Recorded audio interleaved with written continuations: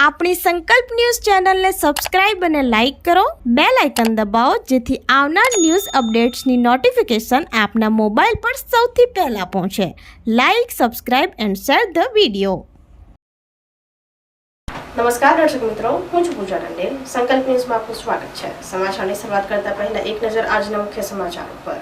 દમણમાં ઈંધણ બચાવવાના જાહેર પરિવહનને પ્રોત્સાહન આપવા 7 મફત બસ સેવાનો શુભારંભ. જ્યાં સુધી પરિસ્થિતિ સામાન્ય ન થાય ત્યાં સુધી પોતાના અંગત વાહનોનો ઉપયોગ ટાળી જાહેર બસ સેવાનો મહત્તમ લાભ લેવા અપીલ. વૈશ્વિક સ્તરે અમેરિકા, ઇઝરાયલ અને ઈરાન વચ્ચે ચાલી રહેલી યુદ્ધની સ્થિતિ અને ઈંધણની કટોકટી વચ્ચે વડાપ્રધાન નરેન્દ્ર મોદી દ્વારા લોકોને ઓછા ઈંધણનો ઉપયોગ કરવા અને જાહેર પરિવહનને પ્રોત્સાહન આપવાના કરાયેલા આહવાનને પગલે સંઘ પ્રદેશ દાદરા નગર હવેલી અને દમણ દીવ વહીવટીતંત્ર દ્વારા 18 મે 2026 દમણમાં 7 નવી મફત બસ સેવાનો શુભારંભ કરવામાં આવ્યો છે.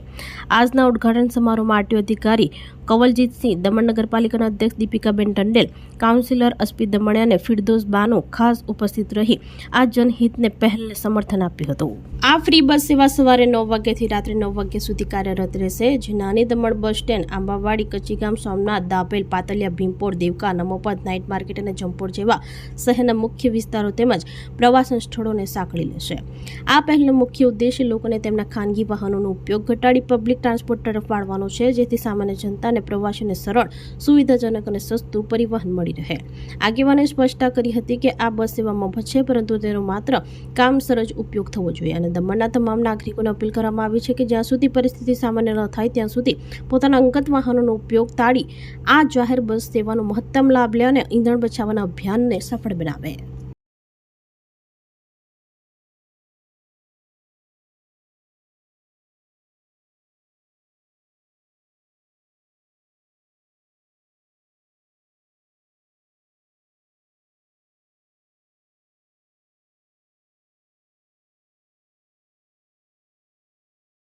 ये युद्ध का संकट है जो कि वॉर अमेरिका इजराइल और ये अमेरिका या इजराइल और ईरान से चल रहे हैं. और हमारे यशस्वी प्राइम मिनिस्टर नरेंद्र मोदी जी ने आह्वान किया था कि आप अपने अपने व्हीकल्स में तेल की खपत कम करो और पुलिंग करो और जितना चाहिए उतना यूज करो इमरजेंसी में. तो आज हमारे एडमिनिस्ट्रेटर ने 7 बस सेवा शुरू की है और ये सारे रूट्स में जाएगी.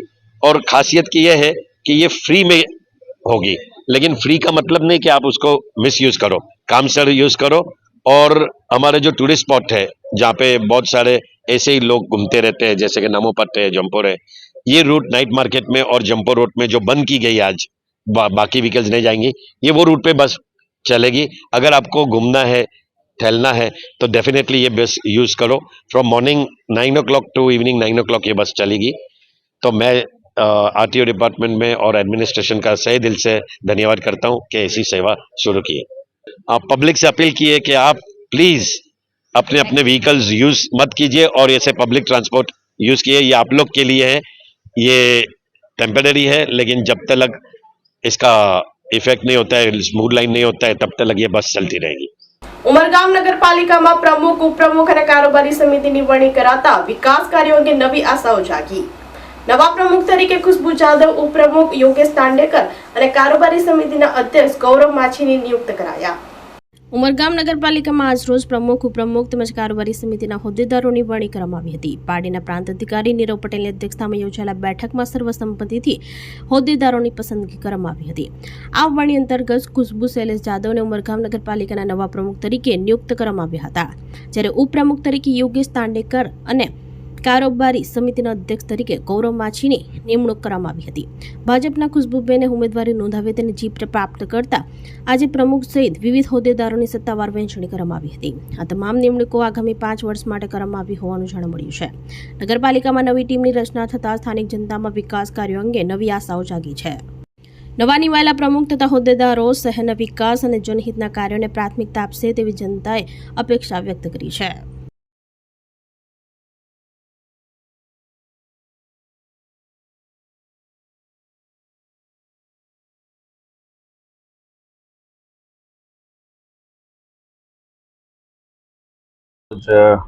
ઉમરગામ નગરપાલિકામાં પ્રમુખ, ઉપપ્રમુખની વરણી કરવા માટે માન્ય કલેક્ટર સાહેબ દ્વારા પ્રાંત અધિકારીને પ્રિસાઇડિંગ ઓફિસર તરીકે નિમણૂક કરવામાં આવી હતી.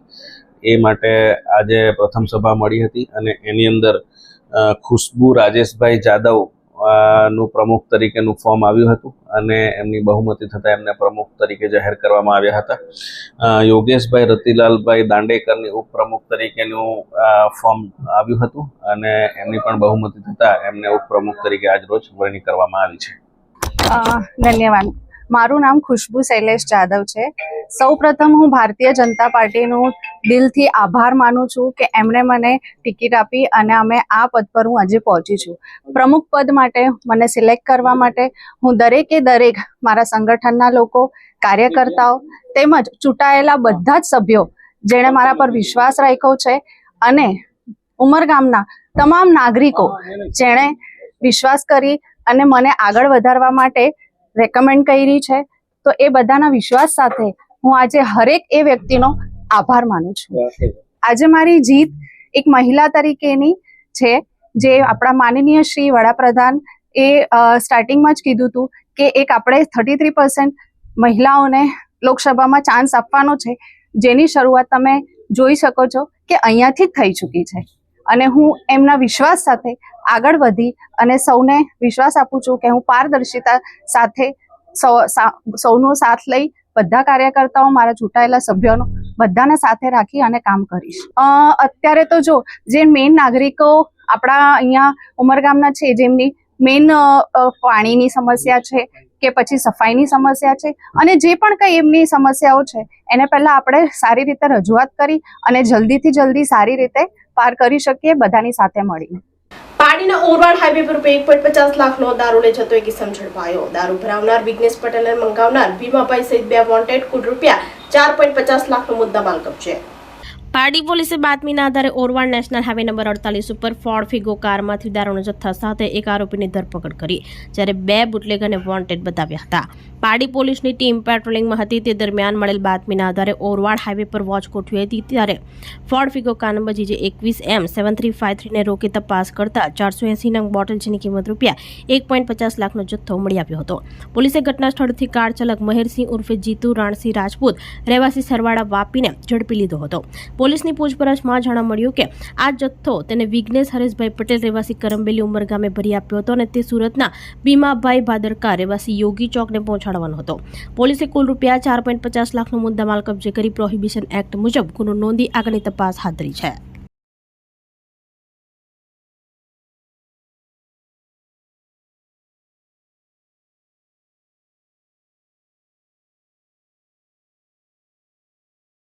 વલસાડ જિલ્લાના નવા કલેક્ટર તરીકે નીતિન સાંગવાને પદભાર સંભાળ્યો. નાગરિકોના પ્રશ્નો અને સરકારની યોજના લોકો સુધી પહોંચાડવાની કટિબદ્ધતા કલેક્ટરે વ્યક્ત કરી.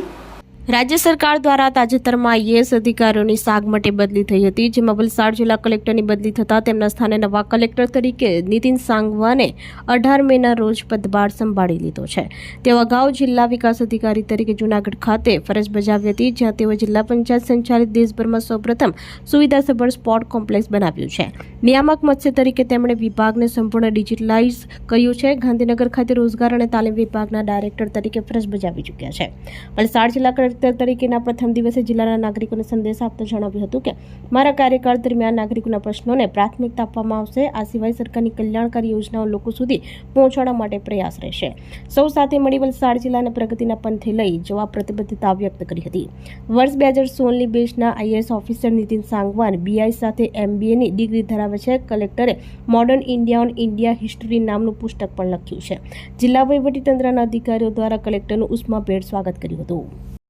હું નીતિન સાંગવાન, હું આજે વલસાડ જિલ્લા કલેક્ટર તરીકે જોઈન થયો છું અને મને આશા છે કે જિલ્લા વલસાડમાં જે મારા ટેન્યોર રહેશે, આ ટેન્યોર દરમિયાન જે પણ નાગરિકોના પ્રશ્નો છે, જે પણ દુવિધાઓ છે અને જે પણ સરકારની કલ્યાણકારી યોજનાઓ છે એ બધા સુધી પહોંચશે અને એમાં જે પણ મારો કંઈ પણ ફાળો અને મારો પણ જે પણ યોગદાન જરૂરી હશે હું 100% આપવા માટે તૈયાર છું. અને જે સરકાર દ્વારા આ તક આપવામાં આવી છે, મને આશા છે કે આવનાર સમયમાં બધા સાથે મળીને આપણા વલસાડને ખૂબ સુંદર જગ્યા બનાવીએ, ખૂબ પ્રગતિ કરે આપણો વલસાડ.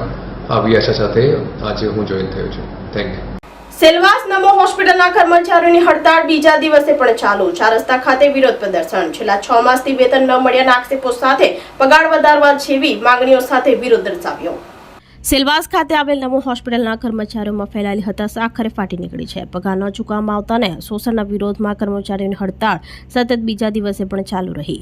હોસ્પિટલ પરિસરમાં વિરોધ પ્રદર્શન કર્યા પછી સવારે મોટી સંખ્યામાં પુરુષ અને મહિલા કર્મચારીઓ સેલવાસ 4 રસ્તા ખાતે ધરણા પ્રદર્શન કરવા માટે એકઠા થયા હતા. 6 મહિનાથી પગાર ન ચૂકવવામાં આવતો પરિવારોને ટેકો આપવો એ સંઘર્ષ બની ગયો હોવાનું કર્મચારીઓ જણાવી રહ્યા છે. વિરોધ કરી રહેલા કર્મચારીઓ હોસ્પિટલ વહીવટીતંત્ર પર આક્ષેપો કર્યા હતા. કર્મચારીઓ છેલ્લા 7 થી 8 વર્ષથી હોસ્પિટલમાં તેમની સેવા આપી રહ્યા છે. વર્ષોનો અનુભવ હોવા છતાં તેમને માત્ર ₹10,000નો નજીવો માસિક પગાર આપવામાં આવી રહ્યો છે. કર્મચારીઓને છેલ્લા 6 મહિનાથી વેતનમાં એક પણ રૂપિયો મળ્યો નહીં. કર્મચારીઓએ સ્પષ્ટપણે કહ્યું છે કે જ્યાં સુધી તેમની માંગણીઓ પૂર્ણ ન થાય ત્યાં સુધી તેમનું આંદોલન બંધ થશે નહીં. વેતન ચૂકવવા, પગાર વધારા જેવી માંગણીઓ સાથે તેઓ વિરોધ કર્યો હતો.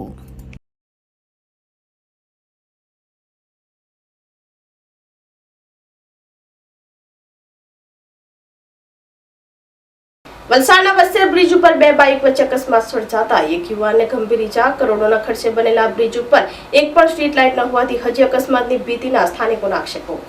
વલસાડ જિલ્લાના વસ્ત્રા બ્રિજ ઉપર ગત મોડી રાત્રે 2 બાઇક વચ્ચે અકસ્માત સર્જાયો હતો. અકસ્માતમાં એક બાઇક ચાલક યુવાનને ગંભીર ઈજા પહોંચી હતી, જેની હાલત અત્યંત નાજુક જણાય છે. પ્રાપ્ત માહિતી મુજબ વસ્ત્રા બ્રિજ ઉપર રાત્રિના સમયે 2 બાઇક વચ્ચે જોરદાર અથડામણ થઈ હતી. અથડામણ એટલી ભયાનક હતી કે બંને વાહનો ચાલકોના ગંભીર રીતે ઘવાયા હતા, જેમાં એક યુવાનની હાલત ખાસ કરીને ગંભીર છે. ઘટના બાદ તાત્કાલિક આસપાસના વાહન ચાલકો મદદ માટે દોડી આવ્યા હતા અને 108 એમ્બ્યુલન્સને જાણ કરતા સ્થળ ઉપર આવી પહોંચી ઈજાગ્રસ્ત બંને યુવાનોને સારવાર માટે વલસાડની સિવિલ હોસ્પિટલમાં ખસેડવામાં આવ્યા હતા.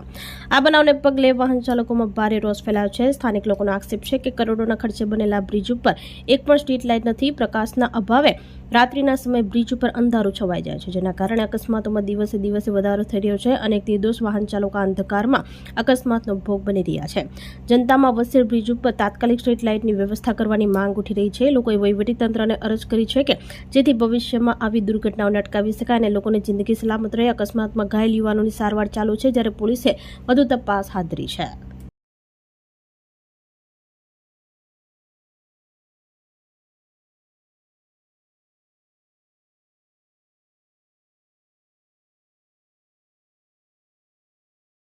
તો આ તાના સમાચારો. નવા સમાચારો સાથે કાલે ફરી મળીશું. નમસ્કાર. આપણી સંકલ્પ ન્યૂઝ ચેનલને સબસ્ક્રાઇબ અને લાઇક કરો. બેલ આઇકન દબાવો જેથી આવનાર ન્યૂઝ અપડેટ્સની નોટિફિકેશન આપના મોબાઈલ પર સૌથી પહેલા પહોંચે. Like, subscribe and share the video.